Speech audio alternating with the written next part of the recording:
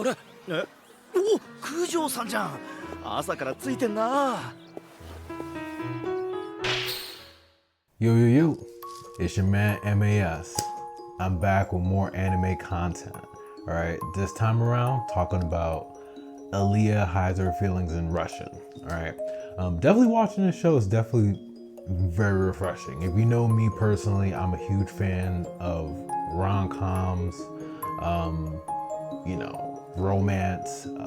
Not so much Harlem. Harlem kind of feels more like what, one guy, 10 girls. I feel like there's not that much creativity in that, but this show was refreshing. So if you clicked on the video, the title, How Not to Pick Up a Waifu. All right, so, and this is judging episodes 1, 2, 3. Again, if you know my content, we don't read over here. All right, so if you're talking about, oh, you don't know what you talk about, the light novels, the mangas, like we don't read over here. All right, we do, but when it comes to we're talking strictly the anime, nothing else. All right, I'm going into this blind, and this is coming from somebody who watched a lot of anime. I'm going into this blind, so here we're at.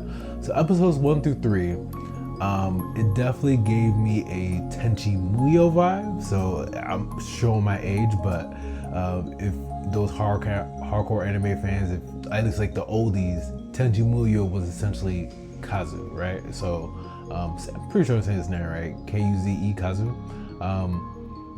And I feel like that's the trope in most anime, where it's like, all right, the one guy gets a bunch of girls, right? I feel like what I've seen so far, it doesn't feel any different from here. The only difference is, I feel like when I watch these shows now, it's giving people the wrong impression, all right? It's giving men the wrong impression, all right? If you really want to get a waifu, right? If your goal is to get a waifu, if you watch this anime, right, episodes 1, 2, 3, that's not how it really works, right? You can't be an underachiever like Kazu and pick up a hottie like Alya. Like you can't do it, right? It's only in anime. Only in anime do you get that fan, especially like rom-coms, right? But you kind of see it in some modern TV. Like only in these shows can you be an underachiever, a shut-in, not do anything for yourself, sleep in class, wink wink, and still get a hottie. Like it doesn't work like that. So I mean, listen to me, listen to your boy MAS, all right? If you're trying to get a waifu, do not watch these episodes like the Bible. Like damn, I need to be like, you telling me that I could sleep in class, be an underachiever and get hot girls? Like here's the thing, maybe to more older people watching, like we know better, but I feel like for younger people who are influenced, like same thing, like you see YouTube videos, they see it, it's like, oh, this is the law. This is how it has to be. And that's just not the case, man. And the thing about it is that they touch on that episodes 1 through 3, where Kazu isn't a complete underachiever. He is able to get things done. And that's what women find attractive, all right? Not the laziness. I'm sorry, do not take the episodes literally. Like if you're watching and you're motivated and it's like, oh wow, he's doing it, so I can do it. No, no, all right? He knows a little Russian. I mean, he's not a complete bum, right? He knows a little Russian. He knows how to get things done when it needs to happen. Those are the traits that women like. That is how you're going to attract a waifu, right? If you want to get a Russian hottie like Alya, that is how you get her. Not the other aspects, not being free to play, not gacha games. Like you're not gonna get, I'm telling you, you're not gonna get a hottie that way. Maybe you might get like a niche. So there are some people, not just women, but there are some people that like, oh, maybe you guys have similar interests. So you like gacha games, right? But maybe the girl likes gacha games. That's what I'm saying. It's a niche. The wide majority of women aren't going to be playing gacha games. So don't bank on watching this show and thinking, there's hope. That's my reality. So if he can do it, I can do it. No. All right.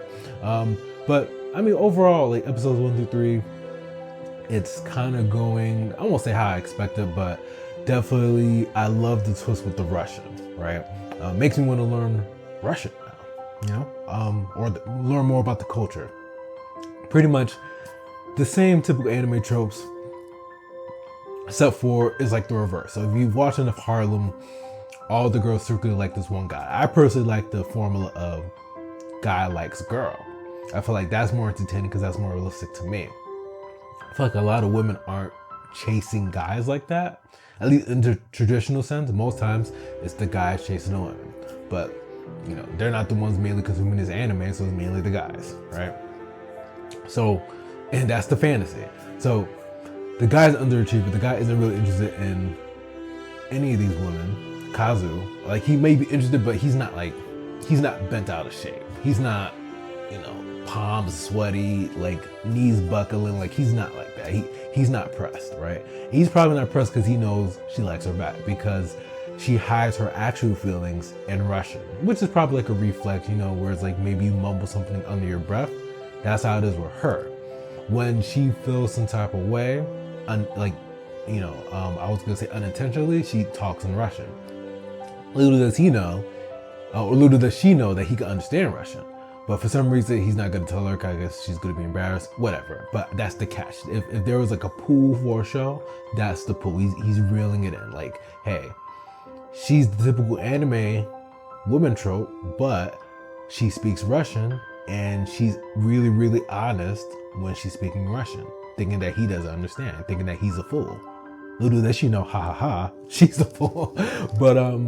But yeah, and you know, he's not pressed. His sister, who's the vice president or something like that, like, you know, but his friends are falling over him. Like, pretty much like the women are all over him, right? I don't think that's anything new. The one thing I think it is new, which is very interesting to me, is, and this actually brings up an interesting topic, right? So the reason why he learned Russian to begin with, like learned the language, was because of his childhood crush, right? And who taught him a little bit Russian, but that's what motivated him to really learn Russian, hoping that he meet her one day. I thought that was fire. I love setups like that, you know, because when you actually meet the crush, that's a different story. So I think that's her. And I mean, where, you know, that whole saying, like, that I'm him, that's her. Alya's friend.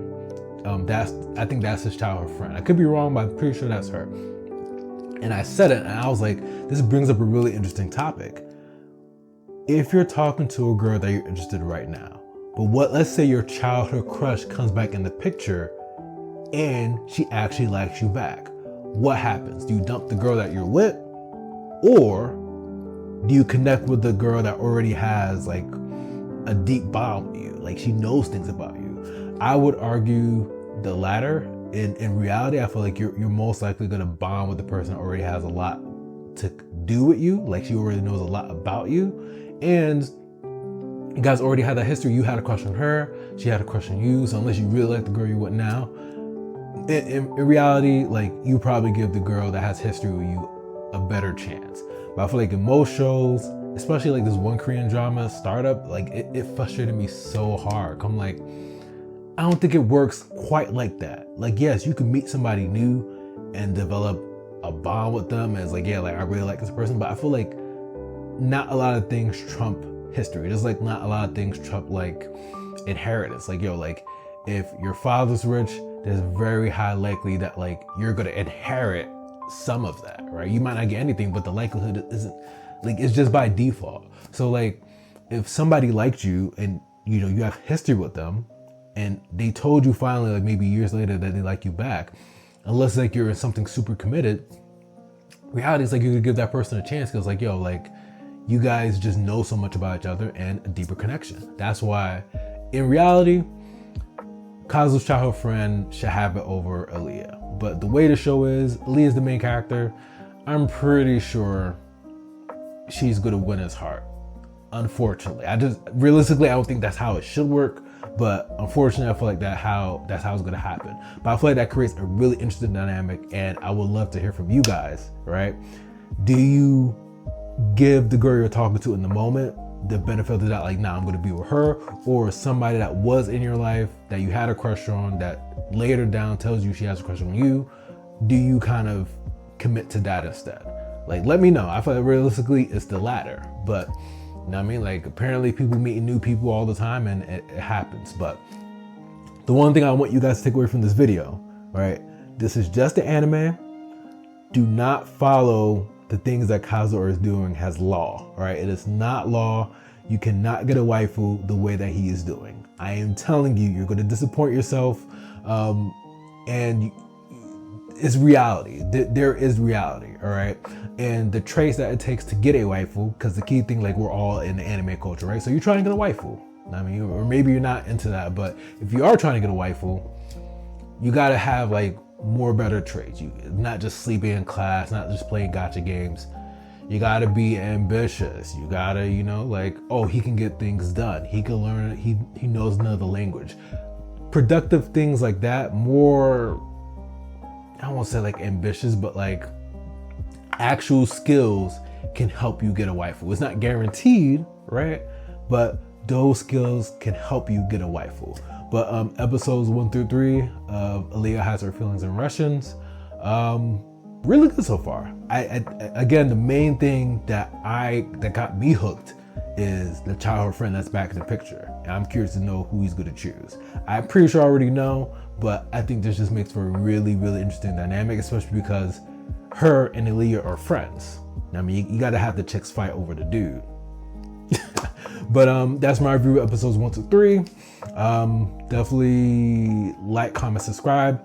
Next series of videos, I will have some of my convention appearances on vlogs, so you can see what I do. Of course, my name is MAS. I am a content creator and have my own manga as well, Sense the Evil. So I'll have some of those videos up so you can kind of see stuff in real time. So it'll be a mix of Alya videos and convention videos. So stay tuned. I'm out.